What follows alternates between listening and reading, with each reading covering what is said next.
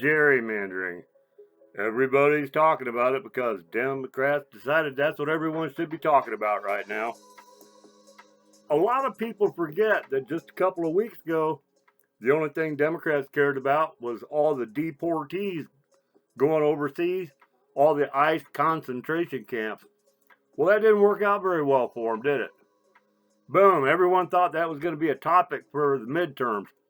All of a sudden, 2, 3 weeks later, it's gone. It wasn't working for them, so they needed something else. That's why they're worried about the redistricting. Welcome back, my friends. Another episode of What They Don't Say. And there's a few things that need to be said about gerrymandering because the truth is, most people don't really understand a lot about it, where it came from, why they're doing it. But I'll tell you, the Democrats have been in charge of that for a long time and they've been pulling it off, although both parties are doing it. Starting at the beginning, gerrymandering, it's a dumb word that doesn't seem to make any sense. How it started out, there was a guy named Elbridge Gerry. He was in Massachusetts, right? And he was a governor way back when, 1812. The guy decided to make some new voting districts. This here is the map of it. Everyone at the time thought that it resembled a salamander. They even printed drawings of it in the paper and they added the claws and stuff to make it look like a salamander. And that was Governor Gerry's salamander, gerrymander. It got shortened up. And since then, everybody's been doing it. It's kind of funny that Governor Elbridge Gerry, he actually ran for vice president and won on the Democrat-Republican ticket. He didn't serve out the term because he died in office, but the only thing anybody remembers him for is the corruption of the gerrymandering process. But like I say, this is something both parties have been doing, but the Democrats have mastered. They have succeeded. Nancy Pelosi has a highly gerrymandered district out there in San Francisco. It's a tiny little area. I think, 300,000 voters in her district? But those 300,000 voters are what has been able to keep Pelosi for decades as one of the most powerful people in our House. She had influence over the entire country and what the Congress did for a very long time just because of a gerrymandered district in San Francisco. So don't think this doesn't matter. It affects everybody in the country. What you're seeing is her district. They're drawn along highways. They're drawn along neighborhoods. They have a fat part that's their base, and then they got a little skinny area because, well, it might be people from the other party in that area, but they got to connect it so they'll go down the highway, pick up, 8 homes along the highway, and then boom, they find another neighborhood, usually black neighborhoods now because Democrats started doing this as they took over the black vote during the 60s with the war on poverty. That's when the Democrats really started to own the black population again. And they used redistricting to give blacks more vote. There's a lot wrong with that. It's legalized cheating. This is the political version of stacking the deck in your favor. That's all it is. That's what gerrymandering means. Stacking the deck. The way it's being done now, it's racist. It's pure racism. Because by kowtowing to the blacks and pretending that you want to give them more representation while Democrats never actually do anything for them, telling them that they have more power of the vote and that they're more meaningful as a citizen gives the Democrats power, but it doesn't help the black people a bit. But that is the basis for a lot of the redistricting that has already happened. Now, the Republicans are doing it too. Both sides are guilty. And the problem is the fact that gerrymandering has never been addressed because both parties do it. It's legal. It should not be. It's racist. Anytime the government is making decisions based solely on race, that's racism. It discounts all the other races involved. When they gerrymander a district now for the blacks, they're ignoring all of the Hispanics. They're ignoring all the whites. They're ignoring all the Asians. And they're just kowtowing to the blacks because they know that they own the black vote.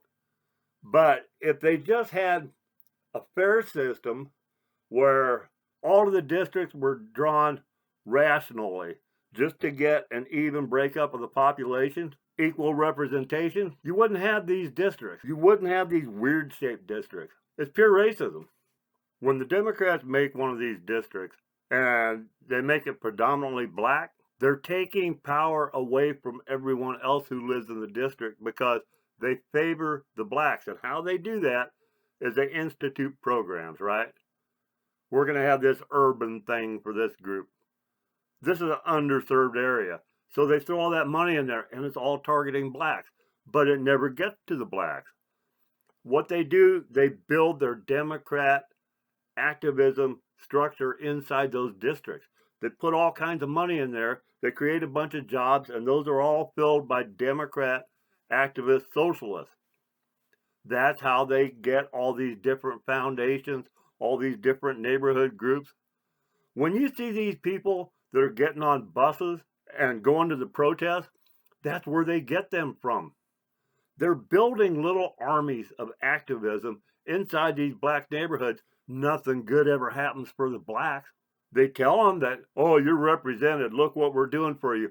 But it never helps them. It never improves their lives. Meanwhile, the whites that are poor in the same neighborhood, the Asians that are struggling, the Hispanics, everybody needs to be served in some form of equality. You can't favor one bunch and ignore the others, because when you do that, it is racism. I hope you're getting something worthwhile out of this. I promised from the start we would always cover what they don't say. We have done that consistently. If you look at the videos that we've already got, we're a new channel, but we've already put up quite a few videos. We're working out the bugs, trying to figure out and break into the YouTube algorithms. But we've always covered what they don't say. We bring a lot of viewpoints that you don't hear anywhere else. You can back up everything with documented facts or history. Everything can be demonstrated. This isn't just opinions and a guess. Not favoring any parties in this. Once you start favoring a party, you lose your ability to be objective. This is just about the American people and what's best for our government and the people it's supposed to be serving. So I hope you take a minute, just click like. I hope you subscribe. If you've got a comment, anytime you've got a comment for input, they all get read, they all get answered.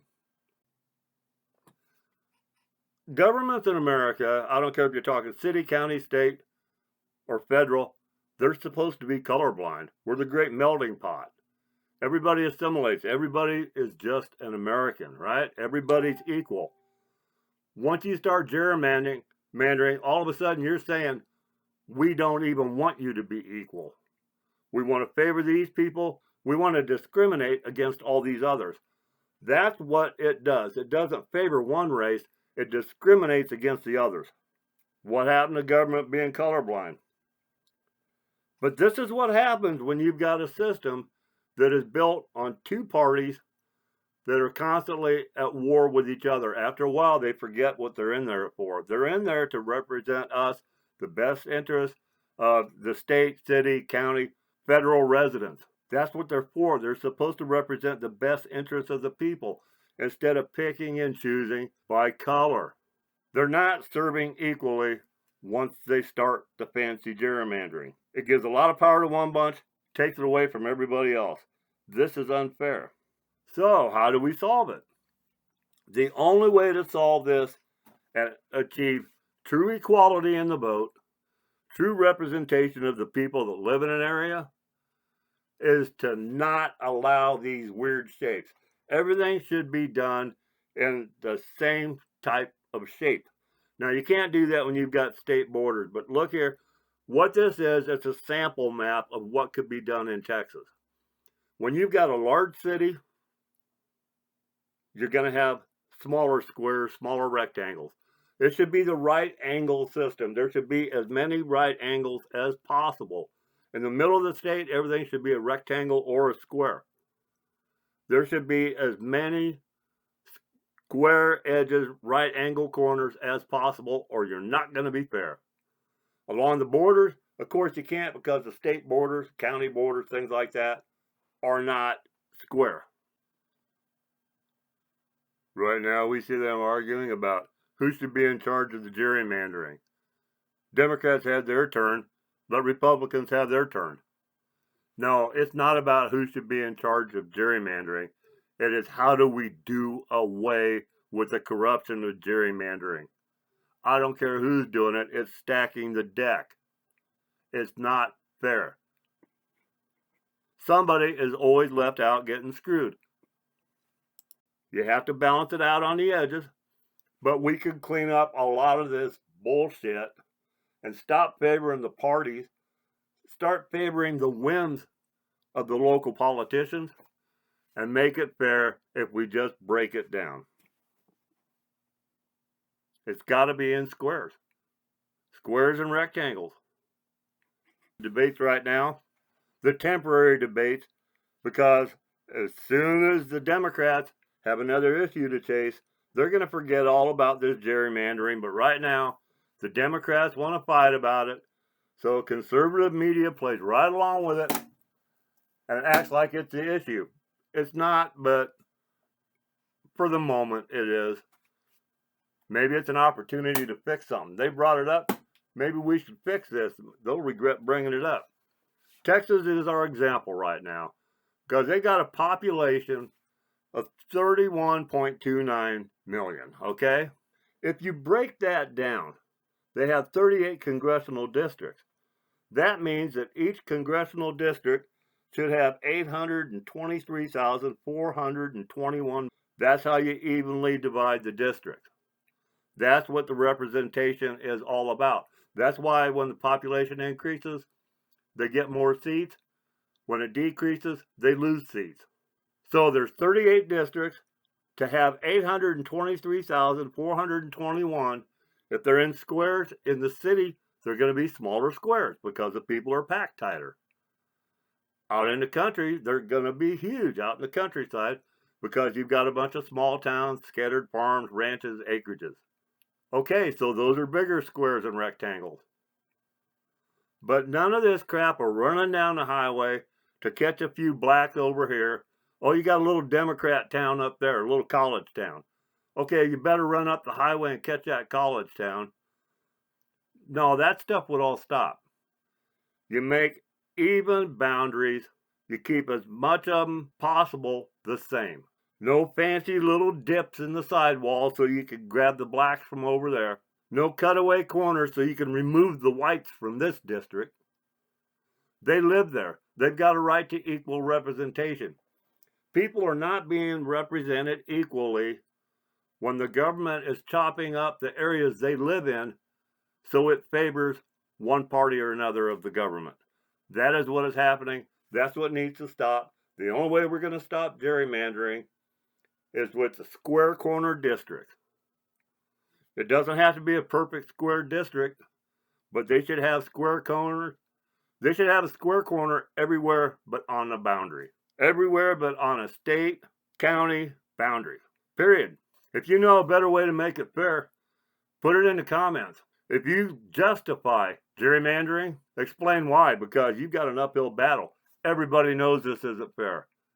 Everybody knows that it's stacking the deck. Everyone knows that it's rigging the vote. It's got to stop. It's gotten way out of hand. They've been doing it for a long, long time. 1812, it got its name. It's got to stop. Some of this bad stuff needs to stop on our watch. I hope this gets you thinking a little bit about it, because this is up to us. It's our country. We're the ones that get to say, right? Give me your thoughts. Give me your comments. If you've got a better idea, for God's sake, please tell me, because we'll do a video about that. We'll help get that idea out there. Maybe you'll get it right. We've got to get this right. And if we do, maybe God will continue to bless this great country of ours. Thanks for listening.